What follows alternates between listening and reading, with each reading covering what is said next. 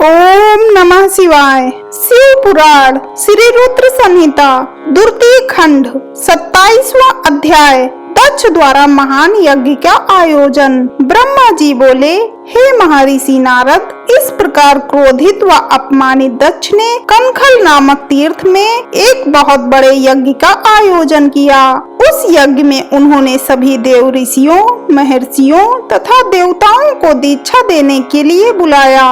अगस्त्य, कश्यप, आत्रि, वामदेव, भृगु, दधीच, भगवान व्यास, भरद्वाज, गौतम, पैल, पराशर, गर्ग, भार्गव, ककुस, सित, सुमंतु, त्रिक, कंक और वैश्य पायन सहित अनेक ऋषि मुनि अपनी पत्नियों व पुत्रों सहित प्रजापति दक्ष के यज्ञ में सम्मिलित हुए।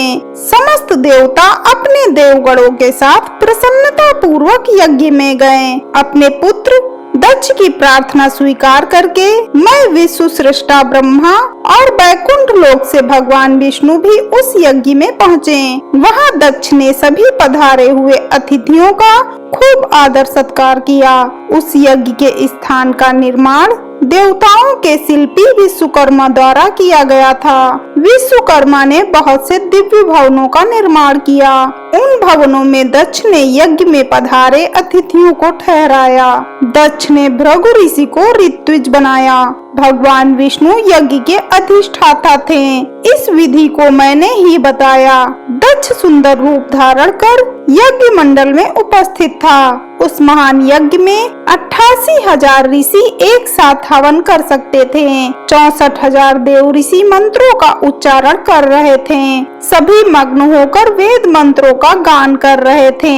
दक्ष ने उस महायज्ञ में गंधर्वों, विद्याधरों, सिद्धों, 12 आदित्यों व उनके गणों तथा नागों को भी आमंत्रित किया था। साथ ही देश विदेश के अनेक राजा उसमें उपस्थित थे, जो अपनी सेना एवं दरबारियों सहित यज्ञ में पधारे थे।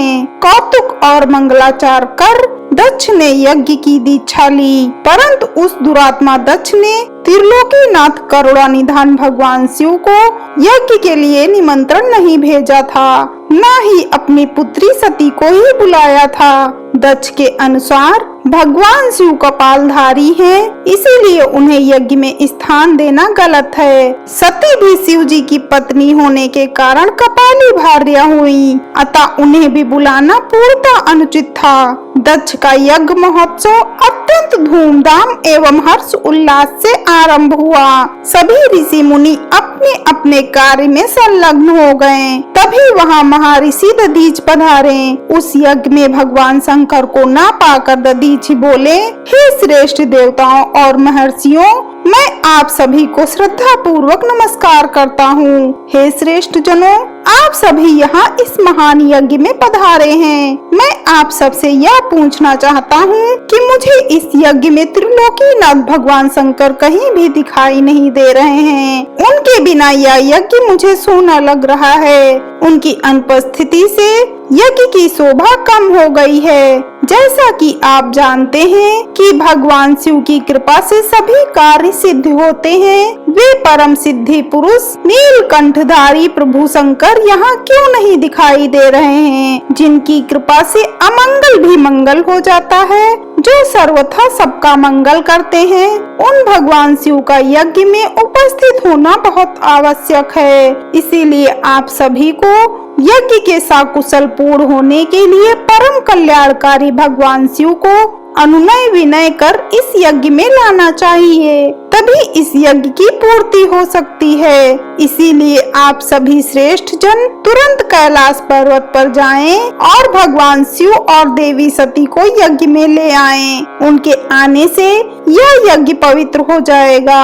वे परम पुण्यमयी हैं। उनके यहाँ आने से ही यह यज्ञ पूरा हो सकता है। महर्षि दधीच की बातों को सुनकर दक्ष हंसते हुए बोला कि भगवान विष्णु देवताओं के मूल हैं, अतः मैंने उन्हें सादर यहाँ बुलाया है। जब वे यहाँ उपस्थित हैं, तो भला यज्ञ में क्या कमी हो सकती है। भगवान विष्णु के साथ साथ ब्रह्मा जी भी वेदों, उपनिषदों और विविध आगमों के साथ यहाँ पधारे हैं। देवगणों सहित इंद्र भी यहाँ उपस्थित हैं। वेद और वेद तत्वों को जानने वाले तथा उनका पालन करने वाले सभी महर्षि यज्ञ में आ चुके हैं। जब सभी देवगण एवं श्रेष्ठ जन यहाँ उपस्थित हैं, तो रुद्रदेव की यहाँ क्या आवश्यकता है।